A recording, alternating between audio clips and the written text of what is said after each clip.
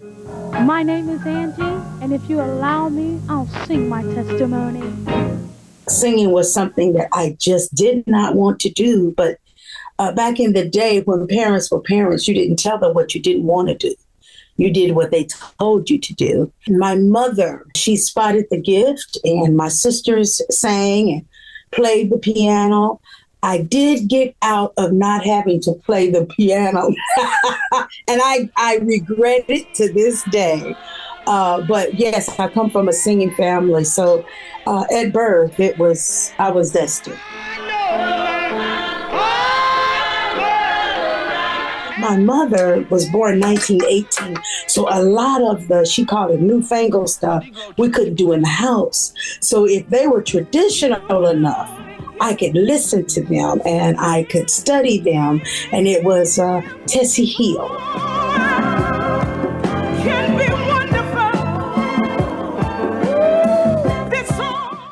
It was the Clark sisters sometimes, because they got a little iffy too. She would say all that running around and in the vocal, you can't hear the lyrics, what they say and all that. So, and I was like, Mommy, it's gospel. They're talking about Jesus. Well, I can't hear it. I said, it's there. It's there. Say Jesus, you know. And my sister would pay me a quarter. She would sit on the front porch. And she would pay me a quarter because, see, she was a piano player. So she wanted good singers with her. And she was trying to adjust my ear to hear parts and to be able to stay on part. Because, see, everybody, you know, if they sing, they can leave. But it's strategic to be able to carry a part. Harmony. I'm going with Jesus, going on. And she would pay me a quarter on the most difficult Clark Sisters song. If we started at the beginning and I stayed on the alto part to the end of that song, I'd get a quarter. But if I end up on that last note on the tenor part, I lost the game and I wouldn't be paid.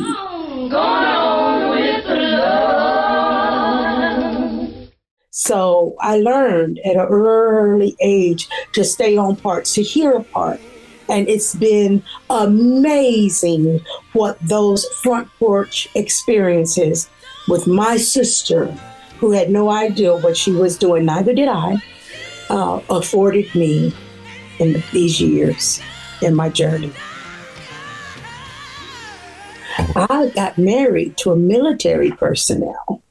So from Indianapolis, I moved to Fort Knox, and the church that I was at, they needed a choir director. And then it went from the churches, the chapels, and the military to military functions. You know, we heard that your church has a vocalist. Would you mind her singing for this chaplain's retirement party or this, you know? It was stuff like that. And then I went from Fort Knox to Germany. And from Germany, I went to Fort Campbell, which is Clarksville, Tennessee, which is 45 minutes from Nashville, Tennessee. And I've been here since 1986. Welcome to the Heaven-Bound Spiritual Church. You know the Lord can give you anything that you want. All you have to do is just ask Him for it. When I moved to Clarksville, I became within the region of Bobby Jones Gospel. And because of him, I was able to launch forward and make a career out of it. Now, Bobby Jones, he was the founder and the director. He was the master. He was the boss. And he had no problem in letting you know that.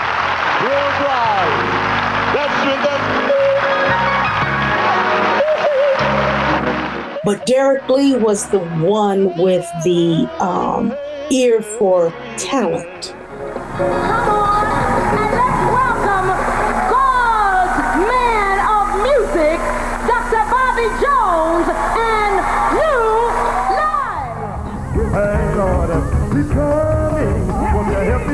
Life. We all are like mutts from different here. But God in His sovereignty put us together.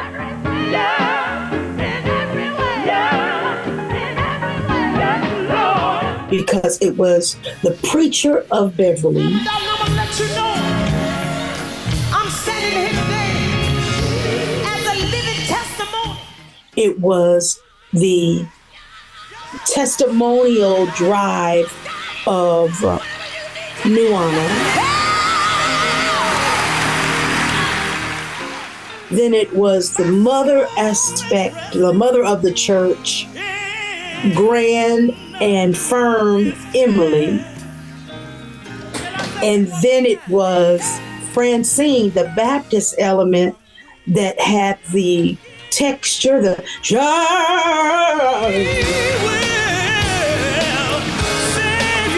and then it was me with the soprano, knowing the licks that the choirs needed of the soprano. Ooh!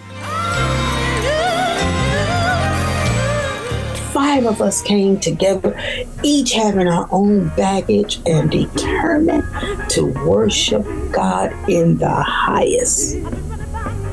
God is so sovereign that he uses who he wants and how he wants, you know. The show was Bobby Jones. But the Holy Ghost was on New Life.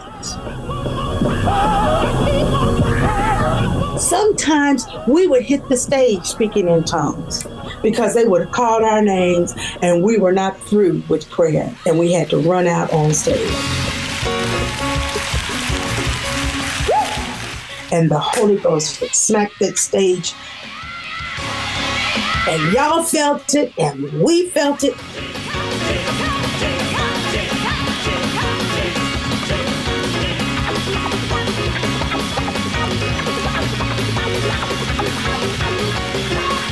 And God used all 5 of us. There were some grand people that tried to come in and fit in the 5 girls, but they were too grand because they really didn't need God.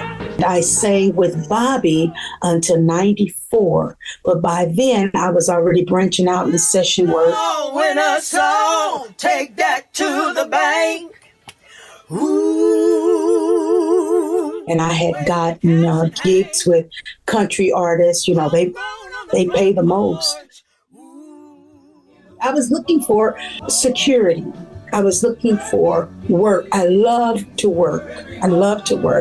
You never knew when you would be fired from one. So me and my small mind says, you better get your security together because this may not be here tomorrow.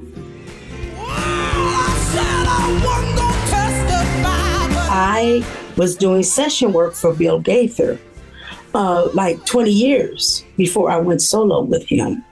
When Jason Crabb got on Bill Gaither's label and Lady Love, Reggie Smith, and myself were his background vocals, a DVD, and Bill Gaither was there.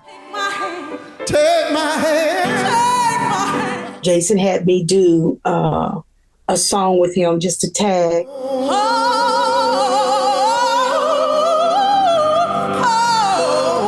And after the concert, Bill Gaither walked up to me when we were going. He said, "Kid, you're good. I want to take you on the road."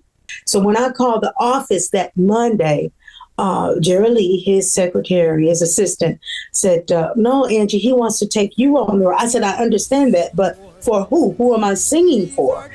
She said, "Hold on a minute." And she went to talk to him and she came back. She said, honey, Bill's saying that he wants you to do your music. And I was like, I don't have no music. And that has been my start with him. From a background vocalist, again, from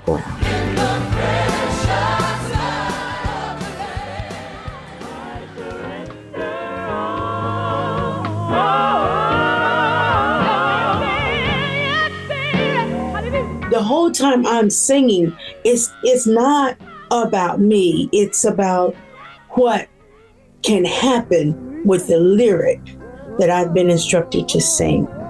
What can it do for you today? It's a story, and it's a wonderful journey for the underdog. You know, those who God has a purpose for their lives, and they may not know what that is. But by faith, you just walk day by day, and God opens door after door after door. And that's my whole story. That's my entire story.